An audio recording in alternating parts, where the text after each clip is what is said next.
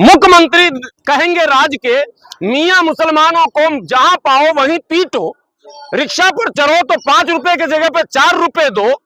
ये मुख्यमंत्री की अगर भाषा होगी और देश में कोई प्रतिक्रिया नहीं हो, सुप्रीम कोर्ट चुप हो, आदरणीय प्रधानमंत्री चुप हो, आदरणीय गृह मंत्री चुप हो, महामहिम राष्ट्रपति चुप हो, माननीय लोकसभा के सांसद चुप हो, माननीय राज्यसभा के सांसद चुप हो, पार्टी के सभी राजनेता चुप हो, ये देश के लिए कहीं से भी अच्छे संकेत नहीं है। देश की बात मैं कर रहा हूं, मुसलमान की बिल्कुल बात नहीं कर रहा हूं। देश बचाने के लिए, इस देश में अमन, चैन, प्यार, प्रेम, तरक्की के लिए, इस देश की विकास के लिए, इस देश को विश्व गुरु बनाने के लिए ये जरूरी है कि उस वर्ग विशेष जिस पर हमले हो रहे हैं उनकी रक्षा के लिए एक कानूनी कवच बनाया जाए। आप लोगों के संज्ञान में होगा कि 70-80 के दशक में जब SC ST पर एट्रोसिटी बढ़े थे, अत्याचार बढ़े थे, हमले बढ़े थे, कई कांड हो गया था, देश के कई कोने में बड़ी बड़ी घटनाएं घटने लगी थी, गांव के गांव में हमले होने लगे थे। तब उस समय के प्रधानमंत्री स्वर्गीय राजीव गांधी जी ने लोकसभा के अंदर एक कानून लाया, प्रिवेंशन ऑफ एट्रोसिटी एक्ट 1989, अर्थात अत्याचार निवारण अधिनियम 1989। उसका उद्देश्य था कि एक विशेष प्रबंध इन वर्गों के सुरक्षा के लिए किया जाए ताकि हाथ उठाने पर ब्रेक लग सके, लगाम लग सके। नतीजा आपके सामने है, गांव के गांव लोग चिल्ला रहे हैं कुशेश्वर स्थान में कि इतने लोगों पर कर दिया, भागो। इतने लोगों ने हमले किए तो किए, डर है, भय है, उस कानून का लोगों में है। इसका एक्सपेरिमेंट हुआ, जीता जागता उसका कई उदाहरण देश में मौजूद है। हाँ, ये अलग बात है कि कुछ लोग ये भी कहते हैं कि उसका दुरुपयोग होता। कई कानून ऐसे रहे हैं देश में, दुर्भाग्य से कहीं ना कहीं उसके दुरुपयोग की खबरें आ जाती हैं, लेकिन वो सुरक्षा कवच साबित हुआ है, इसमें कहीं कोई शक नहीं है। एट्रोसिटी में कमी आई है, SC ST के आप रिकॉर्ड निकालेंगे, डेटा निकालेंगे तो हम देश के प्रधानमंत्री से विनती करने आए हैं कि जो परिस्थितियां 70-80 के दशक में SC और ST की थी, आज वही हालत भारत के माइनॉरिटी की हो गई है। भारत के माइनॉरिटी का हाल ये हो गया है कि हमारी माएं और बहनें नकाब पहनकर नहीं चल सकती, चलती हैं तो छींटाकशी की जाती है, नकाब उतारे जाते हैं। और कई संस्था के लोग, कई स्कूल चलाने वाले, कई संगठन चलाने वाले उस नकाब का मजाक उड़ाने के लिए मंचों से उस नकाब का मंचों से मजाक उड़ा रहे हैं। दाढ़ी और टोपी पर हमले हो रहे हैं, देखकर आइडेंटिफाई करके ट्रेनों पे यात्रा, एक भयानक माहौल बना हुआ कि कोई दाढ़ी टोपी रखकर, नकाब पहनकर क्या ट्रेन से यात्रा कर सकता है? वो पूर्ण रूप से सुरक्षित है क्या? ये एक सवाल है। क्या उसको सुरक्षा का अभाव हो रहा है या सुरक्षा का उसको अनुभव हो रहा है या असुरक्षित महसूस कर रहा है? बाजारों में, गलियों में हम कहीं भी अपने आप को देखते हैं, और मैं पत्रकार बंधुओं आपको बताता हूं, कोई बात फैब्रिकेटेड नहीं, बनावटी नहीं है। ये सारी तस्वीरें, सारे वीडियोस लगातार आ रहे हैं, चाहे उत्तराखंड हो, चाहे हिमाचल प्रदेश हो, चाहे उत्तर प्रदेश हो, चाहे बिहार हो, चाहे उड़ीसा हो, चाहे असम हो, चाहे बंगाल हो, चाहे मध्य प्रदेश हो, चाहे राजस्थान हो, चाहे छत्तीसगढ़ हो। इन तमाम राज्यों से जो भयानक तस्वीरें आई है, उन तस्वीरों से सरकार को जाग जाना चाहिए था, सरकार को समय रहते निर्णय लेना चाहिए था। लेकिन दुर्भाग्य से सदन चलता रहा, तमाम तरह के बहस, जो गैर जरूरी बहस थे, उस पर समय बर्बाद किया गया। लेकिन एक जरूरी बहस जो देश के सुरक्षा से, देश के अमन चैन से, देश की शांति से, देश के विकास से जुड़ा हुआ है, उस पर बहस नहीं किया गया। मैं इस धरना के माध्यम से ऑल इंडिया यूनाइटेड मुस्लिम मोर्चा के बैनर तले न केवल आदरणीय प्रधानमंत्री, न केवल आदरणीय गृह मंत्री, बल्कि हम देश के सभी विपक्ष के नेताओं से भी विनती करते हैं कि आप सदन के अंदर और सदन के बाहर केवल अल्पसंख्यक वोट की बात न करो, अब उसी को देंगे वोट जो सुरक्षा की करेगा बात। जो पार्टी सुरक्षा की बात करेगा वही हमारे वोट की बात करे, अन्यथा हमारे वोट की बात न करे। हमारा प्रमुख मुद्दा आज भी सुरक्षा है, और सुरक्षा के लिए विशेष कानून बिल्कुल जरूरी है। क्योंकि मौजूदा कानून के रहते हुए हमारे साथ लगातार मौजूदा कानून के रहते हुए हमारे साथ लगातार भेदभाव हो रहा है। मौजूदा कानून के रहते हुए हमारी मॉब लिंचिंग हो रही है।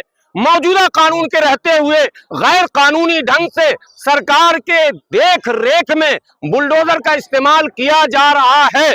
वर्ग विशेष को टारगेट किया जा रहा है।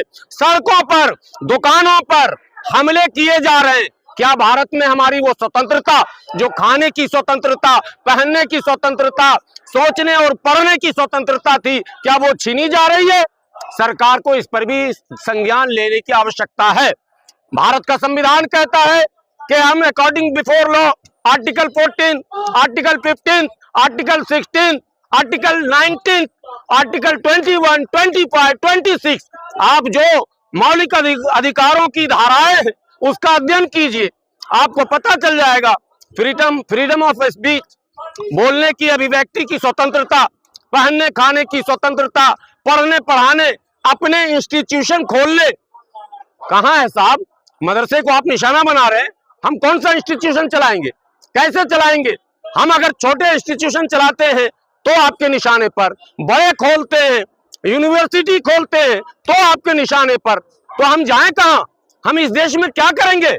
हमको क्या आप चाहते हैं? क्या दोहम दर्जे का आप नागरिक बनाना चाहते हैं? इसलिए ऑल इंडिया यूनाइटेड मुस्लिम मोर्चा इस देश के हित में, समाज के हित में, राज्य के हित में, इस देश की विकास, तरक्की और उन्नति के लिए अमन जरूरी है। शांति विकास की जननी है और अशांति विकास के लिए बाधा है। इसलिए अगर विकास चाहिए तो शांति जरूरी है और शांति चाहिए तो न्याय जरूरी है। और न्याय के लिए ये अब जरूरी हो चुका है इस मुल्क में कि अल्पसंख्यक मुसलमानों को, और मुसलमानों में भी विशेषकर जो डिप्रेस कास्ट है, जो दबे कुचले लोग हैं, जो गरीब मुसलमान हैं, कम से कम उनके लिए आप प्रिवेंशन ऑफ एट्रोसिटी एक्ट में या तो उनको भी शामिल कर लीजिए जो उनके समतुल्य हैं कम से कम पेशे में, और नहीं तो स्पेशली हमारे लिए भी एक कानून आप अलग से बनाइए। यही मांग को लेकर आज हम लोग यहाँ आए हैं। आदरणीय प्रधानमंत्री जी को ये मेमोरेंडम सौंपेंगे, जिसको पढ़ के मैं आप लोगों को सुना देना चाहता हूं, क्योंकि जब वो संविधान को मानने के लिए तैयार ही नहीं है, उनको 1 मिनट भी देरी किए बगैर न केवल बर्खास्त करना चाहिए, केवल बर्खास्त नहीं बल्कि गिरफ्तार करके जेल में डालना जरूरी है, तभी कानून की बालादस्ती साबित होगी। ये कोई तरीका नहीं है। एक अदना सा सड़क छाप भी ये बात अगर कहेगा तो कानून की गिरफ्त में आएगा कि भाई आप ऐसे कैसे किसी को मारने पीटने भगाने की बात कर सकते हैं। मैं दिल्ली में रहता हूं, ऑटो रिक्शा से अभी आपके यहाँ आया हूं। ऑटो रिक्शा अगर 150 हमसे बात तय हो गई तो मुझे 150 ही देना है। अगर हम उसको जबरन ये कहते हैं कि तू अमुक जाति या अमुक धर्म का है तो तुझे मैं नहीं दूंगा, मतलब अपराध है। इसलिए अपराध की सजा जो तय है वो मिलनी ही चाहिए। लेकिन वो अपने बचाव में बोल रहे हैं कि हम लोग जो है दूसरे मुसलमान, जो बाहरी मुसलमान है उनकी बात कर रहे हैं। पूरे भारत में कहीं बाहरी मुसलमान ने, एक सेकंड सवाल से पहले ये कंप्लीट कर लीजिएगा। बांग्लादेशियों की बात मैं बता रहा हूँ, आप लोगों से हाथ जोड़कर विनती है, देश बचाने में आप भी आगे। लखनऊ के कमिश्नर का कल बयान आया, लखनऊ में दावा किया मेयर ने कि 2 लाख रोहिंग्या यहाँ रह रहे हैं। 6 महीने के स्पेशल ड्राइव पर पुलिस को आप फालतू काम में लगाएंगे, शिक्षक को आपने लगा दिया फालतू काम में, अब पुलिस को भी आप फालतू काम में लगा रहे हैं। पुलिस का काम है सुरक्षा का मेंटेन करना, आप कह रहे हैं तुम गली गली घूमो, झोपड़पट्टी में रहने वालों को पकड़ो, मोबाइल से स्कैन करो, जो गाजियाबाद में वीडियो आपने देखा। तो लखनऊ के सीपी साहब का बयान आया, कमिश्नर साहब का, कि 6 महीने के स्पेशल ड्राइव के बाद भी एक भी बांग्लादेशी, एक भी रोहिंग्या, एक भी मैं नहीं कह रहा हूं, अभी बयान है, कल के अखबार में छप चुका है, एक भी नहीं मिला। अब जो मेयर हैं उनको बर्खास्त किया जाएगा? क्यों आपने भ्रम फैलाया कि 2 लाख बांग्लादेशी है? कैसे आ गए लखनऊ में 2 लाख बांग्लादेशी? जो लखनऊ में आप फैला रहे हैं वही आपने गाजियाबाद में फैलाया, फेल हो गए। पिंकी चौधरी ने जिस पर हमला किया वो बांग्लादेशी था, आपको पता चला कौन था? शाहजहांपुर का निकला, शाहजहांपुर उत्तर प्रदेश का निकला वो परिवार, आपने मार के भगा दिया बांग्लादेशी कह के। यही तो मैं कह रहा हूँ, मुसलमान होना इस देश में इतना बड़ा अपराध हो गया, जबरन आप हम पर, हमारी नेशनलिटी पर आप सवाल कर देते हैं, हमारी मैंने राष्ट्रीयता पर प्रश्न चिन्ह लगा रहे हैं। आपको ये अधिकार किसने दिया भाई? रोहिंग्या के आड़ पे देश के कहीं कोई रोहिंग्या नहीं। आपने बोला था मदरसा और यूनिवर्सिटी बनाने नहीं जा रही है, तो जो अल फलाह यूनिवर्सिटी रही सर, उसके बारे में आप क्या बोलेंगे? कहाँ अल फलाह अल फलाह यूनिवर्सिटी? यूनिवर्सिटी अभी जो रहा सर कांड हुआ दिल्ली में, कौन सा कांड हुआ? बम ब्लास्ट हुआ। कहाँ पे बम ब्लास्ट हुआ? दिल्ली वो जब उसका रिजल्ट पता चला अल फलाह यूनिवर्सिटी थी सर, नहीं ना आया। ये सारे बेबुनियाद सवाल है। अरे सरकार नहीं, सुन ली, आप सुनिए, सवाल कीजिए, एक मिनट। हाँ, सवाल के बाद जवाब ले लीजिए। जितने डॉक्टरों को गिरफ्तार किया गया था, सबको गिरफ्तार कर, जितने भी डॉक्टर गिरफ्तार हुए थे सबको छोड़ दिया गया। सब क्यों छोड़ा गया? आप सवाल वहां जाके पुलिस से कीजिएगा, हमसे मत कीजिएगा। छोड़ने का मतलब सीधा है कि वो दोष या तो इन्वेस्टिगेशन के लायक कोई मटेरियल नहीं बचा, तभी तो आपने छोड़ दिया। लेकिन अभी हाल ही में बजट आया, उसमें अल्पसंख्यक डिपार्टमेंट का बजट बढ़ा दिया गया। सरकार तो कितना मुसलमान की कीमत 20 करोड़ कितना बढ़ाया गया? अखबार वालों ने छापा, अल्पसंख्यकों के लिए सरकार ने खोला पेटारा, और जब पढ़ा तो पता चला कि 20 करोड़ बढ़ा दिया जी। 20 करोड़ तो हम टैक्स देते हैं अकेले, हमारा परिवार जो जिस परिवार से मैं हूं, मैं ऐसे खड़ा नहीं हूं। 20 करोड़ रुपया सालाना मेरा परिवार टैक्स देता साहब। आप अल्पसंख्यकों को साल में 20 करोड़ रुपया बढ़ा के ढिंढोरा पिटवा रहे और 20 करोड़ का प्रचार करवा रहे हैं। सारे टीवी चैनल पर चल गया, अल्पसंख्यकों के लिए खोला सरकार ने पेटोरा। मेरा ये विषय नहीं था, आपने पूछ लिया तो बोल दिया। मुझे बजट पर नहीं पूछिएगा कोई भी। हाँ प्लीज, मेरी विनती है, सरकार के बजट पर हमसे सवाल मत पूछिएगा। आपने पूछ नहीं तो कर सकते हैं, दावे और हकीकत में क्या फर्क है? तो वो जो कुछ भी कर रहा है वो बीजेपी का इशारा में नाच रहा है। अब उसको बर्खास्त कौन करेगा? असम का लोग करेगा कि बीजेपी लोग करेगा? हाँ, जंतर मंतर आइए, फोन क्यों करना, आ गए तो आइए अंदर। रुक रहे होंगे 1 to 1 सवाल होना चाहिए। देखिए, तमाम बड़ी संगठनें हमारी खड़ी हैं। कहाँ के डॉक्टर साहब, आइए ना सामने। बड़ी संगठनें खड़ी हैं। जमीयत उलमा हिंद गई भी है सुप्रीम कोर्ट, हम धन्यवाद देते हैं। हमारी और तंजीमें जाएंगी, जाना चाहिए, मैं भी जाऊंगा। मैं भी अपने लोगों से मशवरा कर रहा हूं कि मैं चाह रहा हूं 15-20 PIL इस पर होना चाहिए। ये बहुत नहीं, मैं इसके आगे कुछ नहीं कह रहा हूँ। मुख्यमंत्री नफरत फैला रहे हैं, बिल्कुल नफरत फैला रहे हैं और गैर आईनी यानी असंवैधानिक शब्दों का वो प्रयोग कर रहे हैं। और प्रधानमंत्री जी, गृह मंत्री जी खामोश हैं, ये ज्यादा चिंता का विषय है। नहीं, पत्रकार ऐसे सवाल नहीं करता। ये नहीं सर, अरे आप ठीक है। हाँ, पहले उन्होंने मुसलमानों को लेकर कहा जो 5 रुपए की जगह 4 रुपए दो, फिर एक वीडियो जो है वो ट्वीट करते हैं और उसमें जो सीधा गोली मारने की बात वो जो है दिखाई देता है उसमें पोस्टर पर। दुर्भाग्य है कि केंद्र में एक मंत्री और अभी मौजूद हैं, अनुराग ठाकुर जी, जो सड़क पर नारे लगा रहे थे गोली मारो के। ठीक है, मैं यही बार बार कह रहा हूं, मुझे प्रधानमंत्री से बात करनी है। कौन क्या कह रहा है, मैं तो सीधी बात, मैं संबोधित भी प्रधानमंत्री जी को कर रहा हूं। मैंने मेमोरेंडम भी प्रधानमंत्री जी को दिया। हम देश के पसमानदा मुसलमान, दलित मुसलमान, पिछड़े मुसलमान, गरीब मुसलमान देश के प्रधानमंत्री जी से विनती इसलिए कर रहे हैं कि आदरणीय प्रधानमंत्री जी ने पसमानदाओं के प्रति चिंता प्रकट की है, कई बार बयान दिए हैं। तो क्या ये बयान भी वो 15 लाख वाला बयान रहेगा या पसमानदाओं के सुरक्षा, रक्षा, विकास का कुछ है प्लान? तो हम कहते हैं विकास मत कीजिए। हम बुनकर हैं, धुनकर हैं, नाई हैं, तेली हैं, धोबी हैं, हम मिट्टी खोद के जी लेंगे।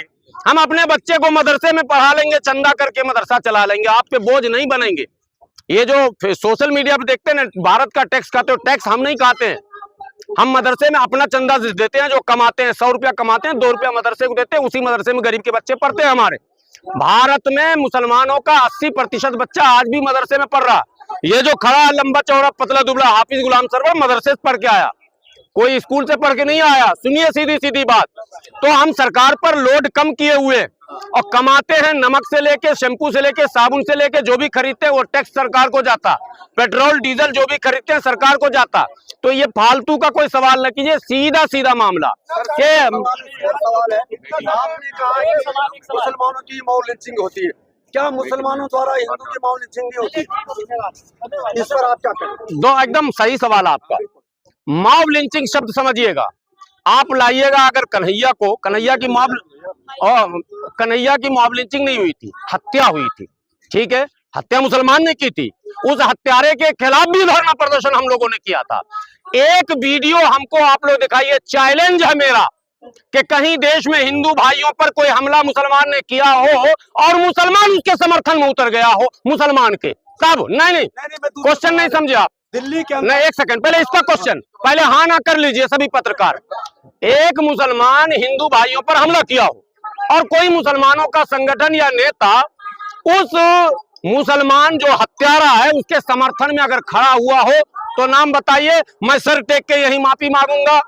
अभी सर दिल्ली का एक सवाल, हम लोग दिल्ली के जंतर मंतर पर ऑल इंडिया यूनाइटेड मुस्लिम मोर्चा के बैनर तले एक दिवसीय धरना दे रहे हैं और धरने का उद्देश्य हमारा जो है, जो मकसद हमारा है वो ये है कि निरंतर लगातार कंटिन्यू देश के कोने कोने से अलग अलग राज्यों अलग अलग भूभाग्यों से जो तस्वीरें, जो खबरें, जो वीडियोस लगातार मीडिया और सोशल मीडिया पर आते हैं, जो खबरें अखबार की सुर्खियां बन रही हैं, उन तमाम घटनाओं को देखते हुए अगर देश के कर्ता धर्ता, देश के गार्जियन, देश के प्रधानमंत्री, देश के हमारे मुख्यमंत्री, राज्य के सभी आदरणीय मुख्यमंत्री, देश के गृह मंत्री, पुलिस प्रशासन, एसएसपी, आईजी, डीआईजी, डीजीपी और कमिश्नर, सभी लोग अगर सन्नाटा और खामोशी अख्तियार करेंगे तो ये देश के लिए, समाज के लिए कहीं से बेहतर नहीं होगा। मैं एक बात पहले बता दूं कि ये धरना मैं केवल मुसलमानों के कानूनी सुरक्षा के लिए नहीं मांग रहा हूं। इस धरने का उद्देश्य देश में अमन, चैन, सौहार्द, प्यार, प्रेम, भाईचारा, शांति, ये भी हमारा उद्देश्य है।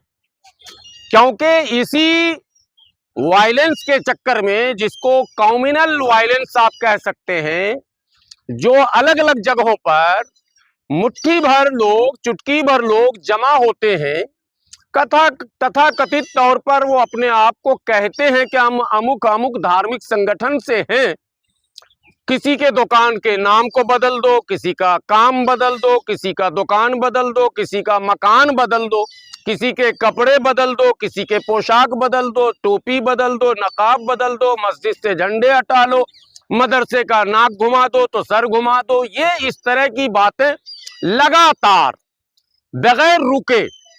हद तो ये है कि वो गरीब जो बेचारा साइकिल से फेरी करके, ठेला और रेड़ी से फेरी करके सब्जी, परचून, धनिया, हल्दी, मिर्ची बेचकर अपने बच्चों का गुजारा करता है, जो सरकार को बहुत ज्यादा डिस्टर्ब नहीं करता, जो केवल सेवा करता है, वैसे लोगों पर भी लगातार गली में, मोहल्ले में, बाजार में हमले हो रहे हैं।